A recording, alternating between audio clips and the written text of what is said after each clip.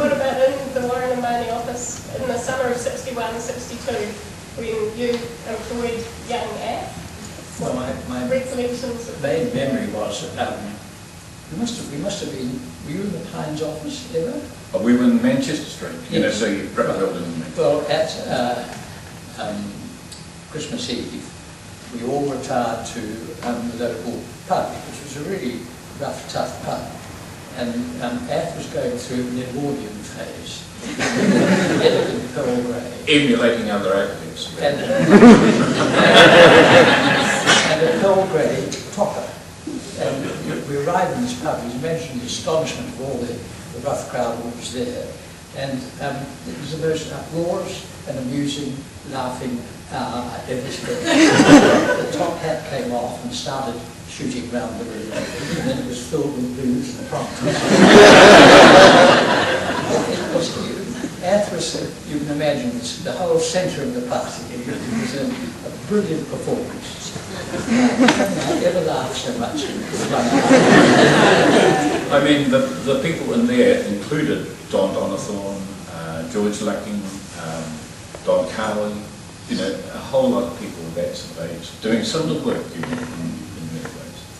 Very jovial times. This coincided with the construction of 65 Cambridge Terrace? Well, just before that, I must have been building. I came into the office, and one of the things which happened as soon as I got into the office, the second day, everyone looked at the watch, and I looked up and the clock said 9 o'clock, and everyone said we start at 8:30, you know. And then Miles saw my poor quality of lettering, and gave me lettering practice every morning for half an hour. And then finally, when I'd done a reasonable drawing, he got someone else to letter up my drawing. So he was a pretty tough teacher at that time. And then 65 Cambridge Terrace, I remember going to the party, Miles, for the demolition of the house there. And it was the most joyous occasion because we took the bath out of the house and put Miles in it and floated him down the river. Hopefully never to be seen again. Can you imagine that sort of party happening today? The policeman arrived and I had just emerged from the river. And the policeman inquired what was happening. And I said very respectfully, officer, is it stopping or stopping? I said, sir, it is continuing. Somebody through a window, through another window, landing right beside us, and the policeman just walked away. Just like we do now. But interesting, sober fact, 65 Cambridge Terrace cost £8,000, which I didn't actually have, £8,000 still. But that year I earned £10,000. We had really no idea how well off we were. Obviously we were paying 66% tax. But the sort of major buildings that we were racking up, and there was no argument about fees. Fees were never discussed.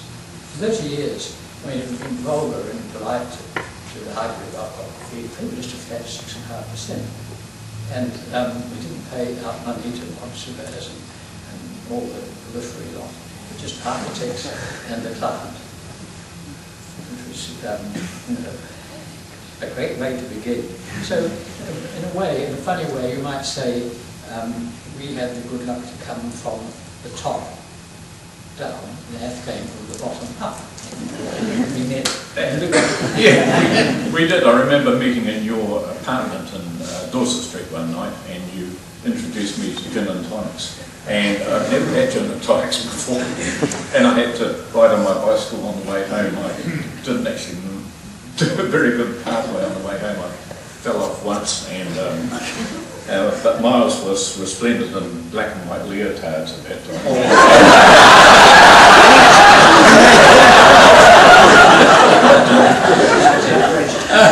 We were very proud that the buses, tourist buses, came past the flats in Dorset Street. Everybody coming to see the ugliest building in town, you know, and we would wave and cheer. That's probably a good note to jump to this article, Style in New Zealand Architecture, which Miles wrote in 1978. It was published in New Zealand Architect magazine. A sort of a personal history of New Zealand architecture, and well known for the description of your own work as group brutalism. But I just want to read a few excerpts on what Miles had to say about that. Before you start that, a comment about our buildings of being brutalism.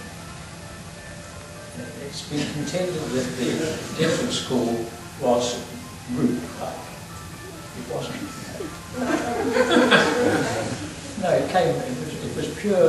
You could transfer that to England. It was an English. Nothing.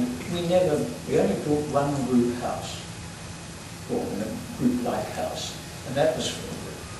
Be warned, if an architect gives you one of his clients, don't accept it. It was a poor, unfortunate woman we built it. She was a woman in her 70s, probably, a husband, a doctor, charming man. And I can remember the last scene, looking at the drains. And the drain there, unfortunately named Mr. Shackford.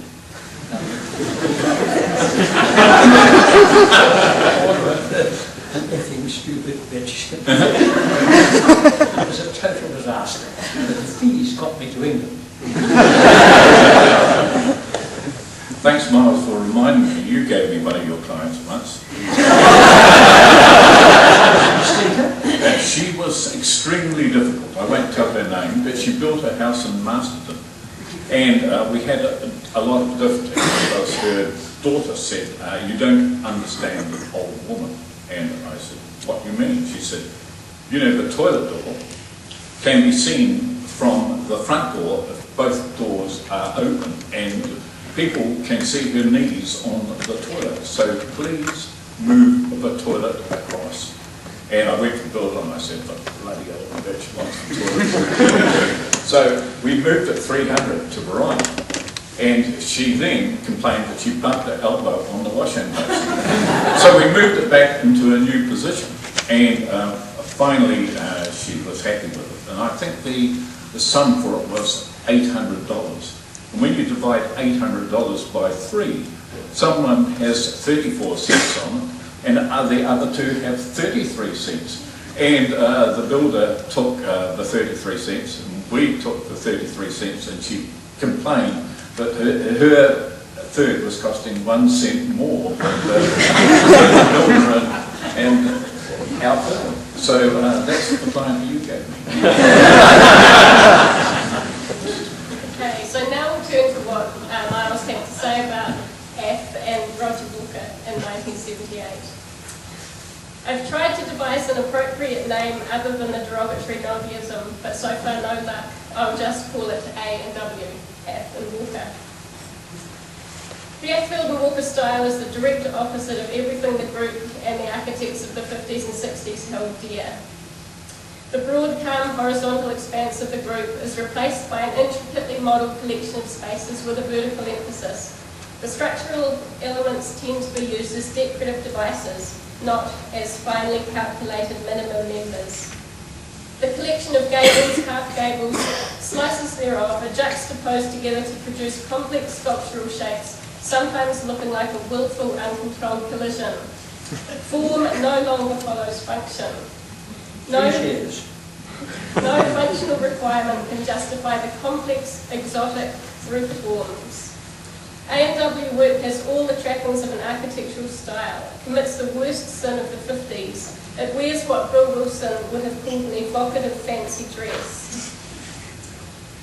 It was started by able, rebellious young architects more than a decade ago, thumbing their noses at the university, the establishment, and the last flutter of the puritanical 50s and 60s.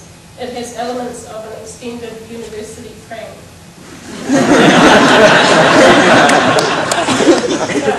I love this article, and I'm interested to know how you feel reflecting on something that you had written back in the 70s. It's quite simple. Architects should not write about architecture. A lot of pure jealousy, actually. No, yes, it was, I suppose. I mean, we were brought up in a very puritanical world, you know, when form had to follow function, and etc., etc. And this extraordinary burst of creativity was a bewildering as a conservative Christchurch. We had beginnings of it with Peter and modest little attempts on our part. The effect of the group continued in Auckland. It didn't survive in Christchurch. You know, the fall of the shed sitting on the Canterbury Plains went down like a lead balloon. And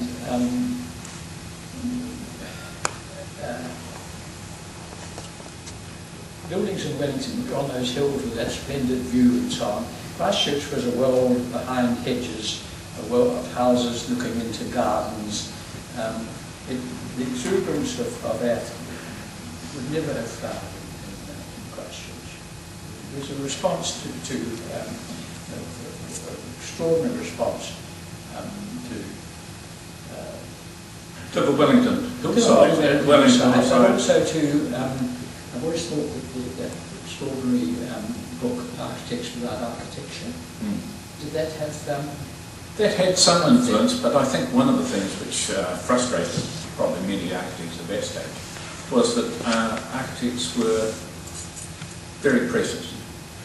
They were very articulate in a way that they hid themselves in bushes, you know, up in Auckland. You know, you could never find an architect's house unless you knew them.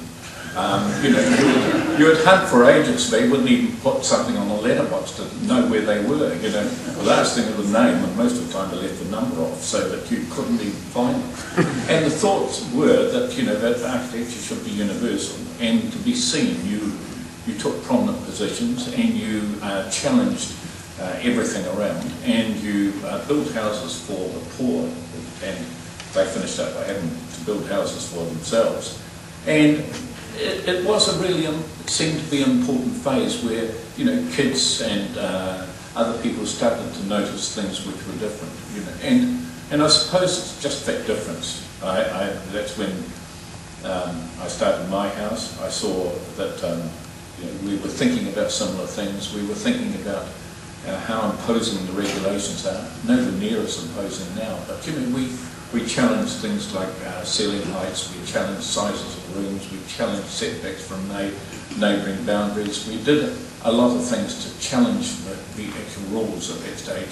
We challenged the colour palette, you know, which was happening overseas with Victorian houses at that time, and we wanted to actually sort of challenge people who had rejected the history of our grandparents. In many ways we brought symbols of our grandparents back into the housing of the 60s and 70s.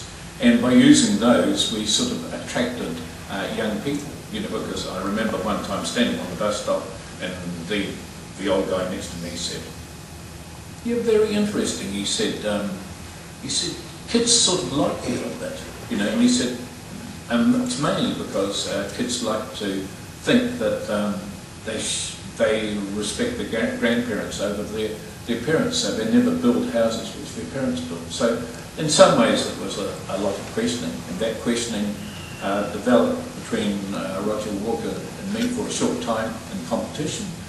Then we worked together against the authorities, and we did get a few things changed, which was really important. We got the minimum ceiling height reduced, and when we built our house, I know that at one time the building inspector came in and he said, "Look, you're going to have to increase the ceiling height by 600 millimetres."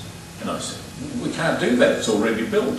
And then we averaged it out between the living room and the dining room, and he accepted that. You know, many building inspectors don't know too much about averages, which is quite important.